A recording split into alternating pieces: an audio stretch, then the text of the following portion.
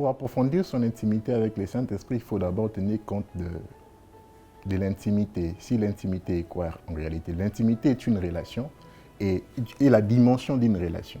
Donc, dans la dimension de l'intimité, pour l'approfondir, pour atteindre cette dimension, il faut passer par 3 étapes, effectivement. Il faut passer par la conscience de la présence du Saint-Esprit, et puis après, il faut fréquenter quotidiennement le Saint-Esprit, et puis après, il faut dépendre de la présence du Saint-Esprit. Ces 3 éléments sont essentiels pour te permettre d'approfondir ta relation avec le Saint-Esprit.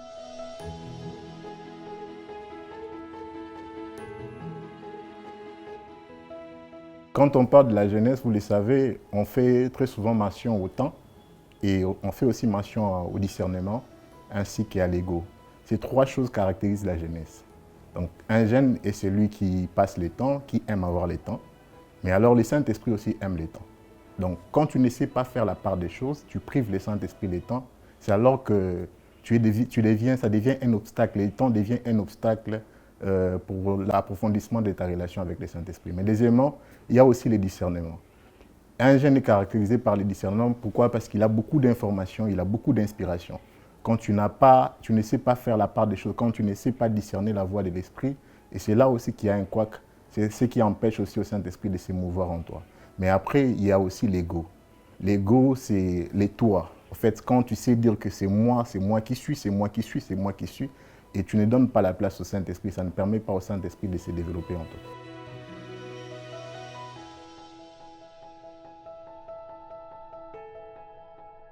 L'adoration est une vie, mais le chant est une expression.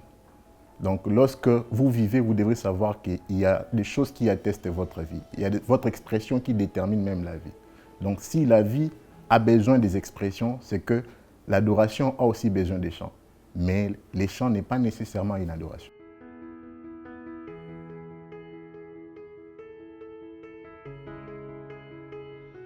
Vous savez, la Bible déclare dans Genèse chapitre 41, les versets 15, on appelle Joseph devant le roi Pharaon, on lui dit, j'ai appris, le roi Pharaon l'apprend, lui demande, pardon, j'ai appris que tu interprètes les songes. Et j'ai aimé la réponse de Joseph. Joseph dit, non, ce n'est pas moi qui donne la révélation, c'est l'Éternel des armées qui donne la révélation. Il se peut que ton CV ne te donne pas la possibilité d'intégrer une société, mais tu peux prier l'Éternel des armées qui peut te rendre capable d'obtenir ce job.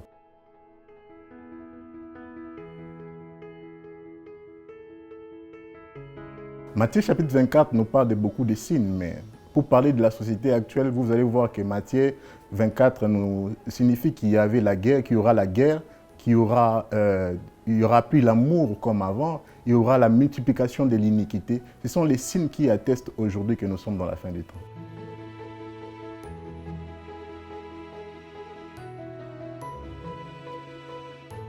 Non, pas nécessairement. Un prochain, selon les contextes bibliques, quand Jésus parle de l'amour du prochain, il fait référence à des types de personnes. Vraiment, il fait référence à l'amitié, à la proximité. Donc, c'est-à-dire un prochain peut être un ami, peut-être un frère, peut-être quelqu'un qui est près de toi. Mais les prochains signifient aussi toutes les personnes qui existent sur la terre. Donc, Jésus-Christ fait référence à ces 2 types de personnes quand il dit d'aimer les prochains.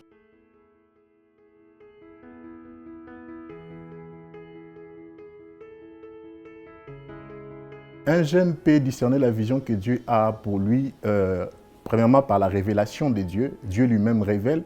La Bible parle de Joseph, comment est-ce que Dieu lui a donné les songes, il a vu ce qu'il deviendra. Mais aussi, vous allez voir que Gédéon, dans Juge chapitre 6, la Bible déclare que Dieu a appelé Gédéon vaillant héros, il a donné une mission. Donc, un jeune peut découvrir la vision que Dieu a pour lui par la révélation, mais aussi par sa capacité de faire, l'habilité de faire. Qu'est-ce que tu fais souvent? Qu'est-ce que tu as l'habitude de faire régulièrement? C'est là aussi que tu peux comprendre ce que Dieu a mis en toi ou bien ce que Dieu attend de toi. Mais aussi par rapport aux opportunités qui arrivent près de toi dans ta vie. Quelles sont les opportunités que tu as souvent? On te sollicite souvent pour faire quoi? Ce sont les choses qui attestent même la vision de Dieu pour toi.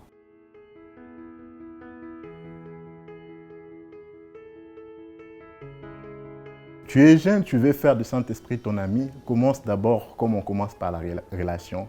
L'exigence biblique est simple. Accepter le Seigneur Jésus-Christ comme ton Seigneur et Sauveur.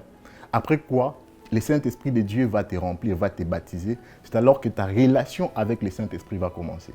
et sois conscient de sa présence autour de toi, c'est là qu'il devient ton ami et il vit avec toi au quotidien.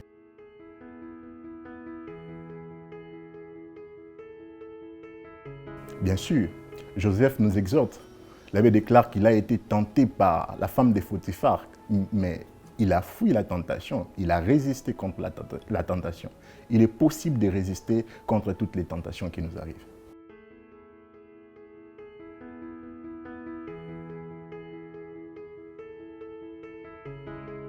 Bon, on peut incarner cette parole en étant d'abord conscient de ce que nous sommes et conscient de ce que nous devons apporter. Conscient du temps que nous sommes et de ce que nous devons apporter. Quand vous êtes conscient que vous êtes jeune et vous avez le temps pour apporter des bonnes choses, vous devrez déjà les réaliser. Et c'est cette conscience qui vous permettra d'incarner cette parole-là qui dit que la jeunesse est l'espoir de demain. Parce que ça vous exposera pour pouvoir investir, ça vous exposera pour pouvoir donner les meilleurs de vous pour atteindre un avenir glorieux.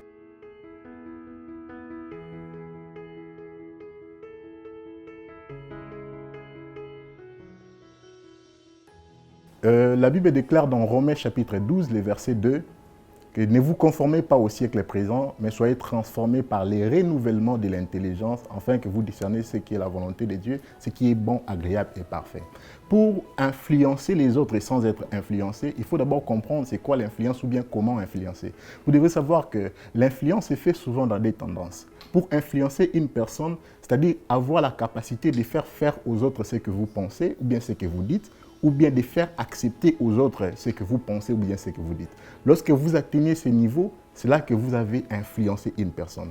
Alors, pour influencer, la Bible nous donne un protocole ou bien une procédure. Il dit il faut d'abord être renouvelé, avoir une intelligence renouvelée. Le renouvellement de l'intelligence veut dire connaître la volonté de Dieu, savoir c'est quoi la volonté de Dieu. Et puis, après cela, il y a une procédure, des choix à faire. Premièrement, faire les choix du bon, de l'agréabilité. Donc, c'est-à-dire, quand tu fais le choix de ce qui est bon, il faut aussi entamer le processus de rendre agréable ce qui est autour de toi et avoir une vision de la perfection. Dès que vous avez cet aperçu des choses, c'est alors que vous pouvez influencer les mondes autour de vous.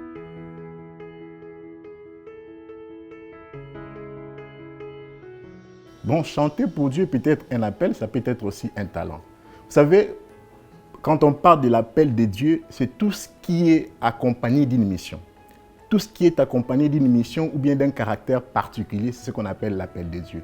Vous allez voir, je donne un exemple pour me faire comprendre. Si peut-être vous chantez et dans votre manière de chanter, Dieu vous dit, pendant que vous serez en train de chanter, vous allez guérir les malades. C'est là que ça devient un appel. Pourquoi? Puisqu'il y a une mission rattachée à ce que vous faites. C'est là que ça devient un appel. Et il y a aussi les talents. Les chanter peut aussi être un talent. Pourquoi? Parce que c'est une habilité dont on naît avec. Lorsque vous naissez avec la capacité de chanter, c'est là que le chant est devenu même un talent. C'est ça, en fait, la différence. Ça peut être un talent ou ça peut aussi être un appel de Dieu.